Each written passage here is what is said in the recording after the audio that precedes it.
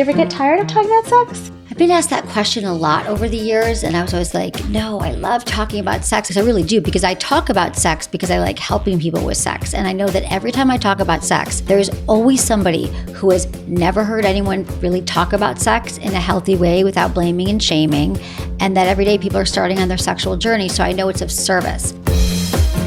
You're listening to Sex with Emily. I'm Dr. Emily, and I'm here to help you prioritize your pleasure and liberate the conversation around sex. Well, today's exciting. I'll be kicking off a 2-part podcast around sex and Emily.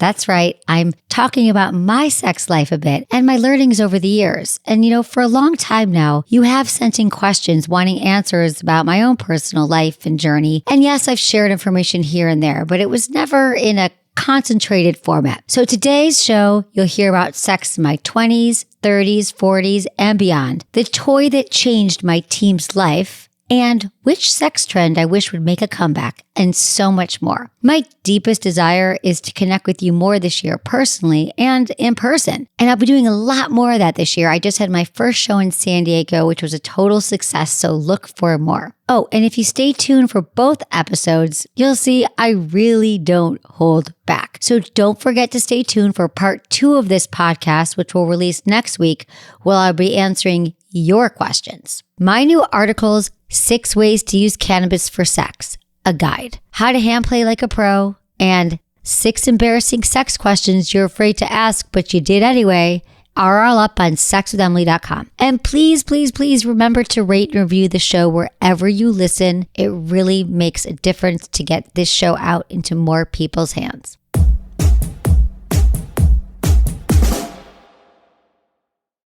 By now, you've probably heard my Magic Wand story. It's a brand that's been part of my personal journey for more than 20 years. But no matter how many times I sing Magic Wand's praises, I'll never be able to fully capture the story of this incredible brand. Well, now journalist and author Kate Sloan just completed a limited audio series documenting the history and impact that Magic Wand has created over the last 56 years. It's called Making Magic. And the series chronicles Magic Wand's incredible brand story through interviews with nearly 40 experts, performers, business owners, educators, and fans. So I got a sneak preview of the series, and what I loved is that Kate weaves together snippets from all their interviews into this amazing story arc. She covers Magic Wand's journey from appliance store massager to its legendary influence on culture and sexual independence, and it's all just fascinating. The first episodes of Making Magic are available now at makingmagicseries.com or on all popular podcast platforms. Just search for Making Magic or visit makingmagicseries.com today. I asked my Sex with Emily audience their most embarrassing penis questions, and one that kept coming up was, how can I increase my ejaculation? Helped by the ever-growing popularity of the money shot in pornography, semen volume seems to be a conversation growing in popularity. So can you really increase your load? Well, the answer is yes. You've got to get your hands on Popstar's volume and taste enhancers. These supplements help build up semen and increase ejaculatory volume. Not to mention, there's an added bonus of improved semen taste. We've all heard that age-old rumor to eat pineapple to taste better. Well, this supplement actually uses the bromelain from pineapple along with zinc and L-arginine to improve your overall taste in 2 to 3 weeks. This product was created by 2 of the country's leading men's sexual health physicians, so you're in good hands. Popstar is all-natural, high-quality, vegan, and non-GMO, made from the best ingredients and scientifically proven to work. Plus, I've got you guys with a discount code. You can save 20% with code Emily at popstarlabs.com/Emily. That's popstarlabs.com/Emily. popstarlabs.com/Emily. Use code Emily at checkout.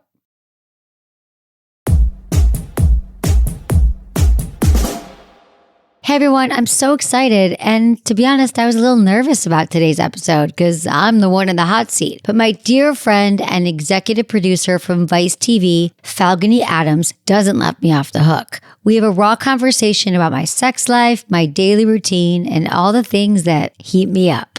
Emily, today is the day that everybody has been waiting for. We want to hear about your sex life. When we had our Zoom, I was like, I bet you she's fun in bed. Yeah.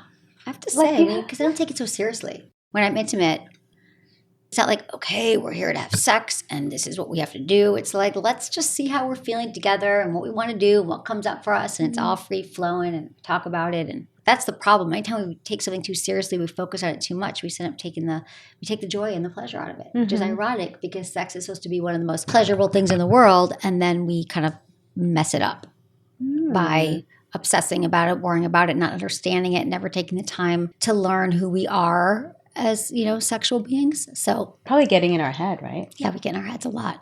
I think that we cock block ourselves throughout our lifetimes because we are in our heads so much, worrying about everything. And anxiety and pleasure do not live in the same moment. They can't, because when you have a spike in cortisol, you can't actually allow arousal to move through your body. Have you always been this way about sex? No. What started me on my journey, my sex journey, was that I wasn't this way about sex. I was in a very performative place, and all the sex I was having was more about my partner's pleasure than my own, and making sure that they felt good. And I equated my partner having a good time with sex being great. And after a while, I just got tired. I'm like, this seems very not equal. And so how do I make this so I should also be having fun? I thought something was wrong with me though. So then there's shame.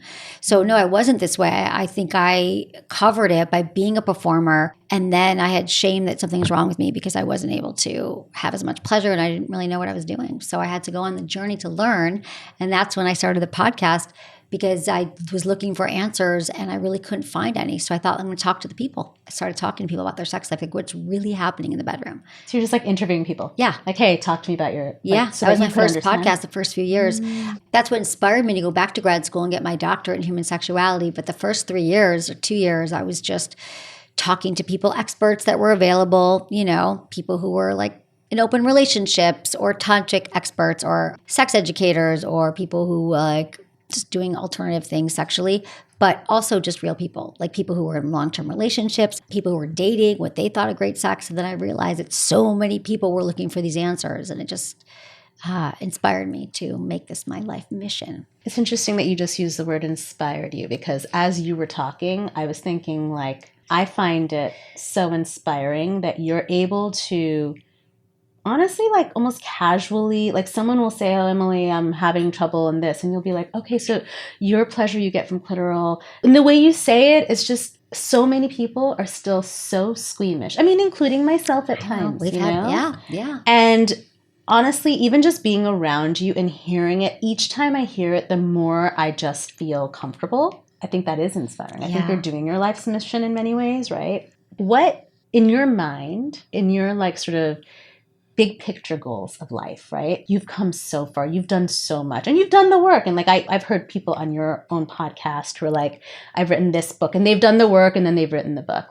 What would be your like ideal in the next 10 years of how you want to see sex taken? I'd like sex to be considered as an overall part of wellness, that it can't be something that you put off to the side thinking that one day you're going to figure it out and you're going to get back to your sex life. I would love people to see how important it is to integrate it into your overall wellness. That's number one. And number two is to learn to, whatever you have to do to move through the shame or the stress or the trauma that's holding you back from having the sex life you want, like put that on your list, make that a mission, because those are the things that are blocking you. I call them the pleasure thieves. And then people just understanding that talking about sex is an important precursor to having sex. The best sex you're going to have is when you feel safe and comfortable talking about it. And knowing your body. I've been learning so much. Like, and that's what the exciting part of being around you, listening to you talk to other people.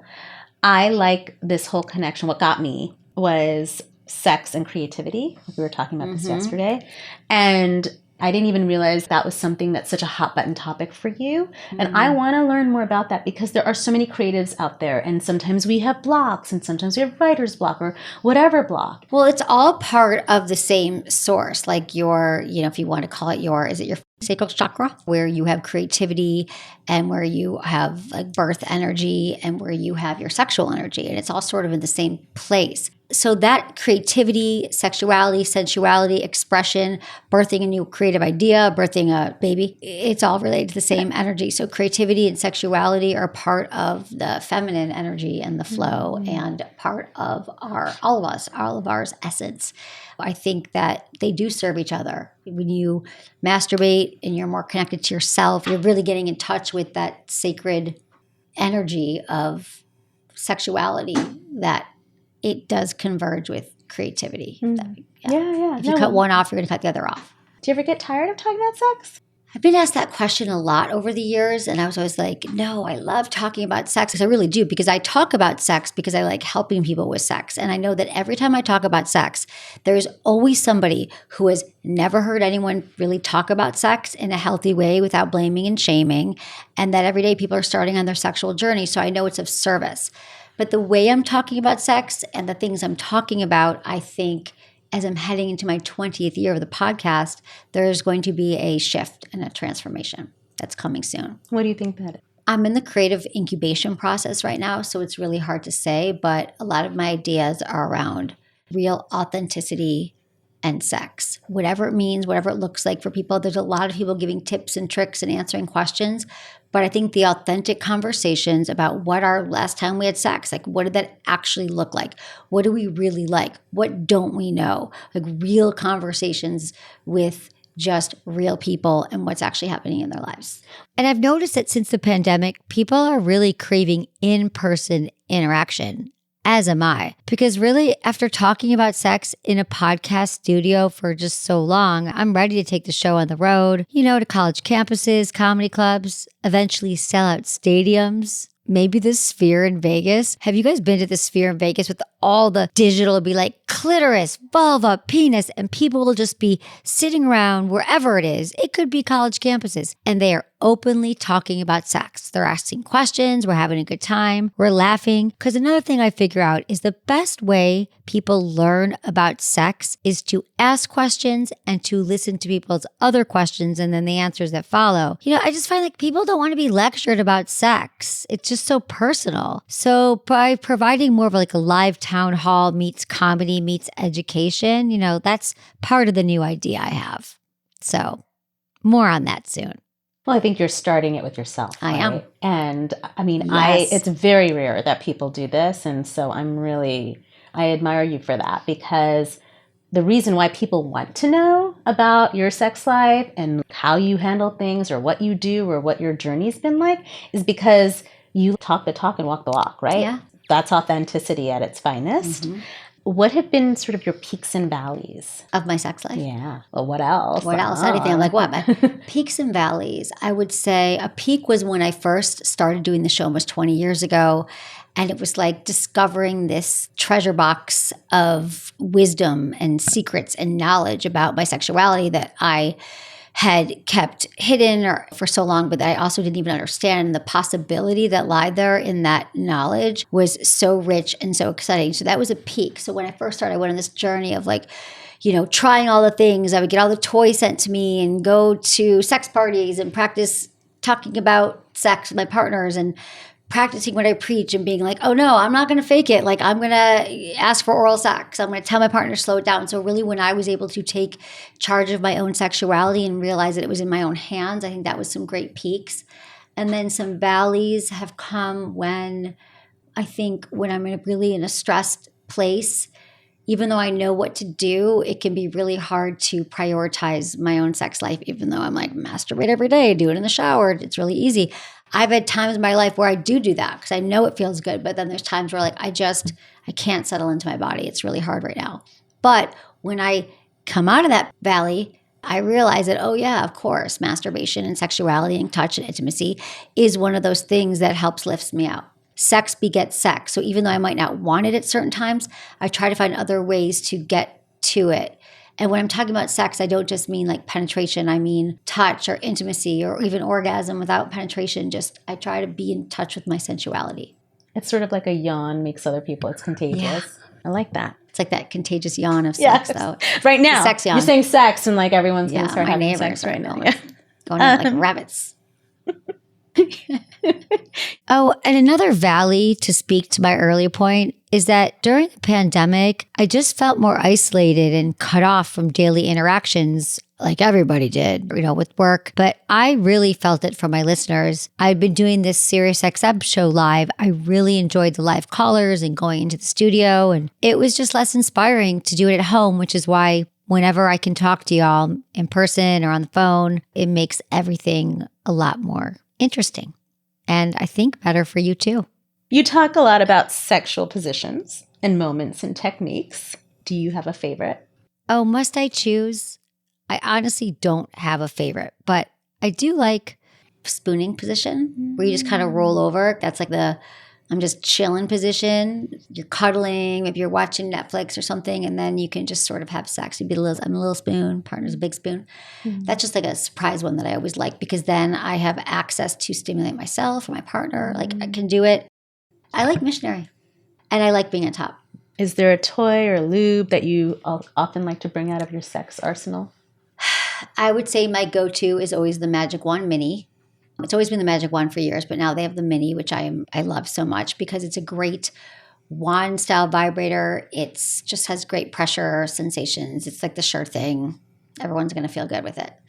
And I also love the Jeju Mimi. It's a little clitoral vibe that fits in the palm of your hand. It's MI. And I love the We Vibe Melt. Is a suction vibe, one of the original ones. And it has this suction. It's like indirect clitoral stimulation. And I swear to God, that toy, the first time I used it, it was in my old office 5 years ago when it came out, and my whole team got one. And the next day we were doing a show about this one vibrator that we all tried. And we didn't talk about it until we got on the air. I'm like, okay, what do you think? And I was like, oh my God. I'm like, this toy, it like sucked things and stimulated nerve endings I didn't even know I had. Like, you're like, was it internal? Was it external? I don't know. But this vibrator is amazing. You got me into lube. First time I ever used lube was because of you. How'd that I mean, go? not with How you. was that for you? No, not with me. But I mean, you never know. Never know. Jinx. It was great.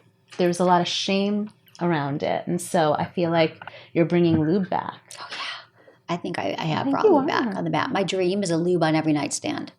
Have your lube, have your lamp, have your tissues, whatever you have, but have lube there because it takes you off track during sex. Like, I can't find, even this morning, my exercise instructor was like, I have the lube you gave me, but I forgot to use it this weekend because it was in the nightstand. I'm like, girl, take it off the nightstand because it's another step when you're caught up in the moment sexually. I got to make it easy for you, everybody. Just at a flip top, use Playground. I love it.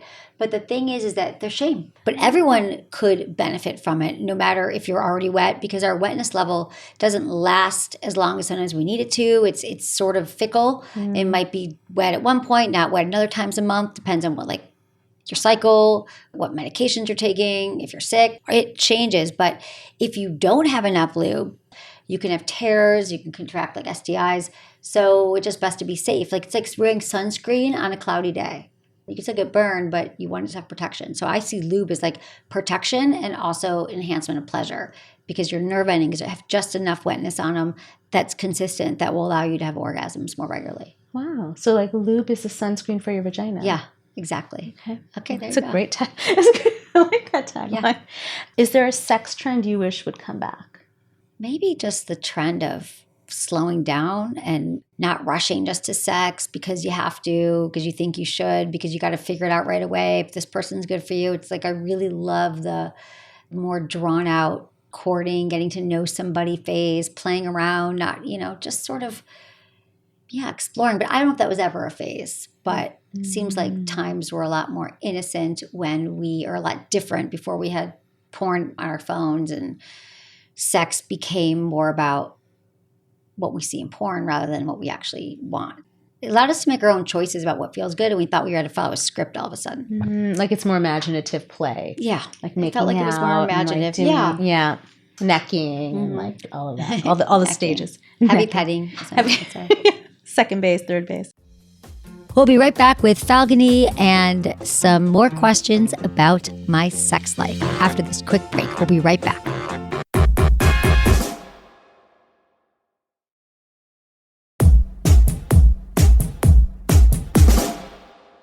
I want to break down sex by the decades. Okay. What was sex like in your 20s? Sex in my 20s was ample. There was a lot of opportunities for sex. I had a lot of sex. But it was mostly performative, as I mentioned earlier. I was a serial monogamist in my 20s, pretty much. I would date someone for 2 years and then break up because I wanted to be single and know who I was without a man. But I was having sex, but as I mentioned, I was faking orgasms till in my 30s. So I love connection and intimacy, and touch is a really important expressor for me, love language. So I just love touch and connection and sex. So it was a lot of sex. It was more frequent, but it wasn't the most satisfying because I just didn't know what to ask for and how to enhance my pleasure. And the other thing I did in my 20s was I would date someone for a year or two, and then the sex life would die. Even though I wasn't having orgasms, I wanted it, and I craved it, and I craved the connection. But we know that's like a biological stage, the chemicals in our body, the attraction chemicals and all the things that change after, 6 months to 2 years. And no one told me that. I didn't know at the time that this is a natural cycle of relationships, that you move from one stage to another stage of a relationship. And I really didn't have knowledge of that. I'm like, well, if you don't want to sleep with them, what the hell are you doing with them? It was just right now that seems so silly. So I would leave. But then I started on this journey. So I would say that was my 20s, was just sort of figuring things out, dating nice people. But my goal was never really around getting married and building a family. It was much more about creating a movement and working and being with friends and having adventures and freedom and all the things. So when I would date someone and inevitably they would want to take it to another level, let's move in together, let's get married, I was not as interested in that move. Mm-hmm. Now I've had so much therapy that looking back on it, I do know that maybe there was something there in me, some attachment issues or some intimacy things, because I had a lot of stuff growing up that didn't make attachment as easy. Mm-hmm. I'm at a point in my life where I've processed my upbringing and realized at my core, I've always had the intrinsic drive to explore the non-traditional path of relationships, but also the non-traditional path of life. Yeah, that was my 20s. Okay. 30s. 30s were great because that's when I started really becoming a student of sex and of my body, and exploring my body and figuring out how to give myself pleasure and how to give myself orgasms. And I actually decided in my early 30s that I wasn't going to be in a monogamous relationship, that I was going to take some time off from dating and committing and being really transparent with my partners, that I was looking to just sort of have intimacy, have a friendship, but I wasn't in a place to be a full-time partner. But I was also honest about that with people that I was seeing. So that was really new for me to be able to express that and practice that. Okay. Your 40s.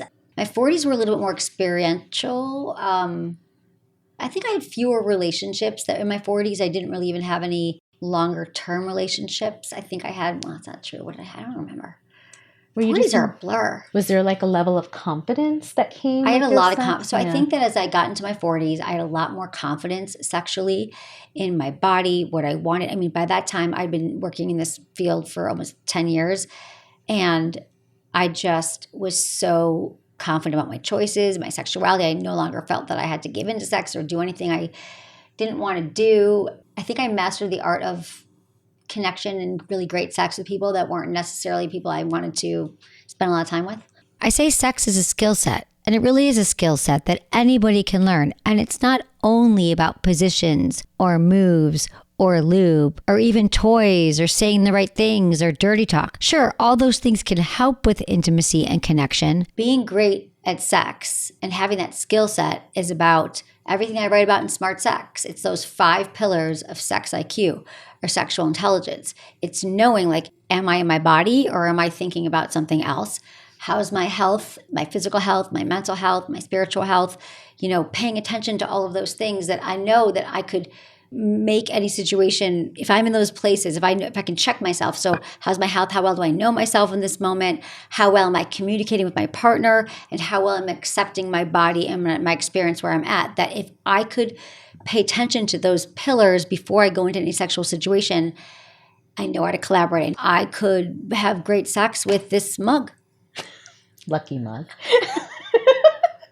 I mean, it does take 2 to tango, but I think when I know, yeah. I mean, I think great sex isn't that hard to have if you have a willing partner who is open. But that's also hard to find. But it's also I could train people. Oh, I mean, that's what I was going to say. You could be you're like the sex whisperer. But no, but it also sounds like what you're saying is that it's about the pillars of your book and like your brain and your body and your sexuality. It's all connected and sort of being one with yourself while you're and being liberated. Right? Being liberated and empowered and bringing my entire body and my entire self and my entire presence into sex. I'm very, very present during sex. I'm in. I'm not thinking about other things. I'm not performative. I'm just like, this is what's happening in the moment. And I'm present to what is and to the energy that exchange that's happening with someone. But also, if it's not going in a flow, I can stop it and be like, so what's going on? You know, I know how to kind of work any situation so everybody leaves pretty satisfied. Did we talk about today? Sex today? Sex today,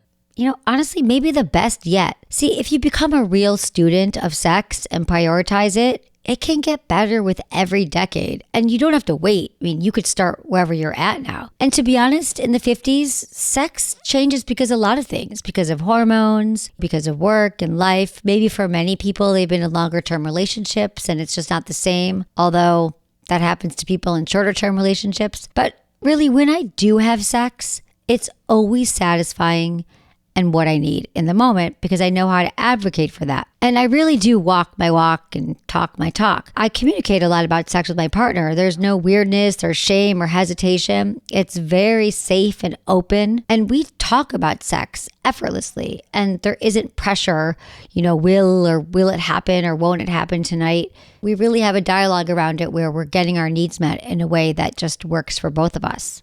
I realize that sex isn't really about sex per se as it is about connection and intimacy. And so I've learned how to connect with my partner in ways that is satisfying for both of us, but it might not be just like sex. Like it's all the things I talk about on the show. It could be a massage. It could be mutual masturbation. It could be like just eye gazing and telling each other, you know, how much we love each other and what we love about each other. It's intimacy. Not that the sex doesn't happen because we all want to get off. I want to get off and feel good, but it's okay if it's not always that. There's like permission to be more connected than it is about sex. But I don't even know if that's this time. I think this is I don't know if it'll always be like this, but I feel like this is where I am now. Mm-hmm. Permission to just have a lot of ease around sex and to be present with it and see where it goes. I like that. Okay, I lied. I want to ask you a couple more questions because these are funny. Do you ever, when you're making your videos, you know, about erections and squirting and whatever, do you ever start making those videos and want to giggle at all? Like, do any of these like things make you want to giggle? No, not anymore. Amazing. I mean, nothing gets me embarrassed. Nothing makes me giggle. It literally is like talking about the weather or like I'm a dentist. You're like, tell me about your upper left molar and have you been flossing and, you know, what kind of toothpaste do you use? Like, honestly, it is your job. It's my job. Is your job. It doesn't even faze me. It's not funny. And no one's problems are weird or bad or shameful. Like I really feel like I'm here to help people feel better, solve their sex problems, make peace with themselves so they can move past the hurdles. Okay, Emily. This section we'll call Sex and Emily and Life. Okay. Tell me what your routine is in the morning. Like you wake up and I drink water and I work out. I really prioritize working out pretty much every day of the week because it gets my brain moving. The days that I don't, it's really hard for me to think and focus. And so, I do something every day. I get outside. What are your workouts? I do Pilates. I do yoga. I hike and I see a trainer. How many days a week do you see a trainer? 2. For weight training? I do weight training and I do Pilates a few days a week and yoga and I try to hike on the weekends. Oh, that makes sense. That makes it the 7 days. Yeah. You don't have a rest day? Or is that like your hike day? I do. Usually weekends is a rest day because I found that literally the days I don't work out during the week, I really have a hard time with work. Like I have a hard time getting oriented into the work. Well, it sounds like that's the only time you really take for yourself, right? That's true too because the days go on and on. Okay, so you work out, you do some sort of exercise. I do some exercise and then I come back and I usually try to breathe for 2 to 4 minutes. I have like a breathing app. I do a little journaling, writing down the day. Then I'll shower, walk the dogs and feed the dogs and then make a matcha. I love Chroma matcha, Kroma. They are not a sponsor, but I'm obsessed with their matcha now. So I switched off coffee and I make a matcha and I stir it up with a little whisker thing. What's it called? Like a foamer. Frother. Yeah, frother, foamer. And I have that and then I get to work. Whatever it is, meetings, podcasts, Zooms, lunches. I don't take enough lunches. I'm in my house a lot working, but that's my day. What is something that people don't know about you? You know that's a good question. I'm interested in wellness, overall wellness, and optimizing our overall wellness and actually sexual health too. I'm just really interested in being a good friend really having a solid community. So I spend a lot of time with friends because that's really important to me. My friends are my chosen family. And I also do see my family. So I prioritize trips with my family too, my nieces and my mom and my stepdad. That's really fun. That's important to me. And I do a lot of thinking, creative. I do a lot of just like ideating. Well, I think, can I share something I feel like you are not thinking of that people like that I learned about you? You're super nerdy, actually.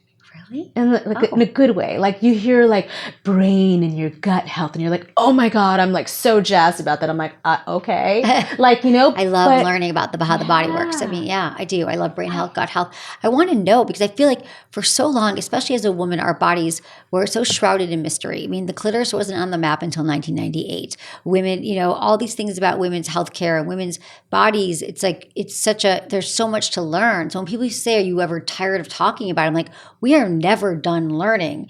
And so, yeah. And also when it goes to health, like I want to know what's the best way to, what are the best things to eat for longevity, the best ways to move for longevity, because I think that healthcare is also changing, that it's not just about treating a disease or an illness, but like prevention. Like how do you live the healthiest life you can, you know, while you're here on this planet? Like what can I do to, you know, feel strong, be clear, you know, be connected with my community, give back, all the things. So I think that's cool. I mean, I find nerds attractive. I like being nerd. I like it when you get into that mode. I'm like, oh my God, that's so amazing. I love that. Because like I nerd out on puzzles. Like that's my thing that people don't. Real puzzles. You shouldn't do them? I do puzzles. Or online puzzles? No. Both. All day long. All day Wordle long. And stuff like that? Wordle, connections. I mean, I've been on puzzles. I listen to puzzles all day long. Like that's all I do. I didn't know that. I'm so nerdy about puzzles. I didn't know that. I was like on NPR. I got chosen for like with Will Shortz, and I meet celebrities all day long. I geeked out so hard seeing him on the Zoom. I didn't know I was going to,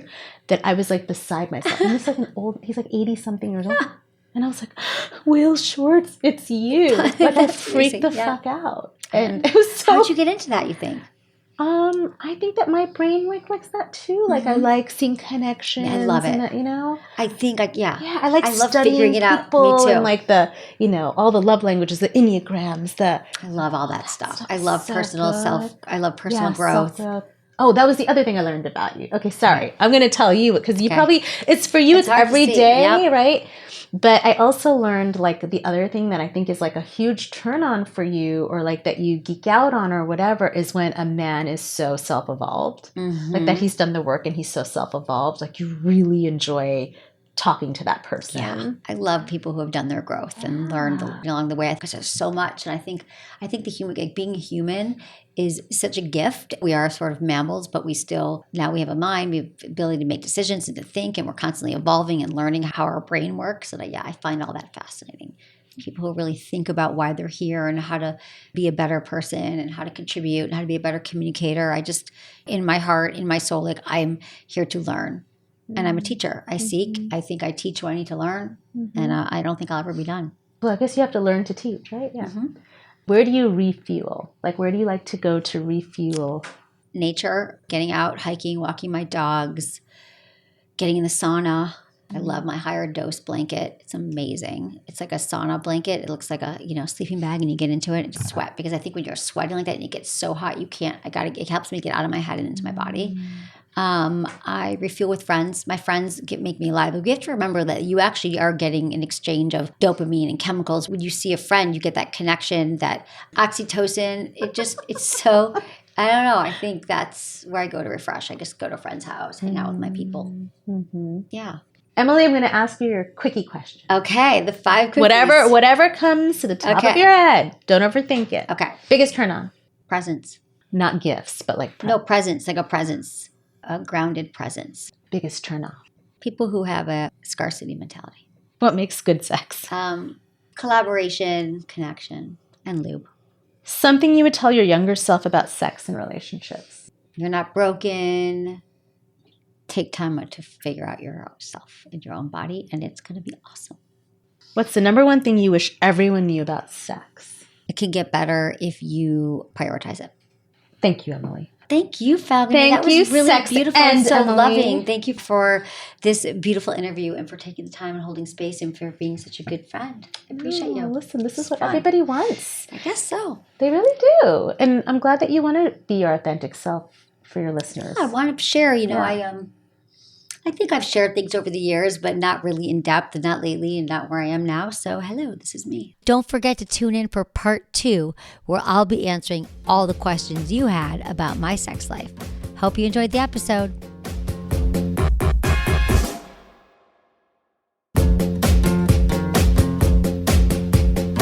That's it for today's episode. See you on Friday. Thanks for listening to Sex with Emily. Be sure to like, subscribe, and give us a review wherever you listen to the podcast, and share this with a friend or partner. You can find me on YouTube, Instagram, Facebook, and Twitter at Sex with Emily. Oh, I've been told I give really good email. So sign up at sexwithemily.com. And while you're there, check out my free guides and articles for more ways to prioritize your pleasure. If you'd like to ask me about your sex life, dating, or relationships, call my hotline, 559-TALK-SEX. That's 559-825-5739. Or go to sexwithemily.com/askemily. Was it good for you? Email me, feedback@sexwithemily.com.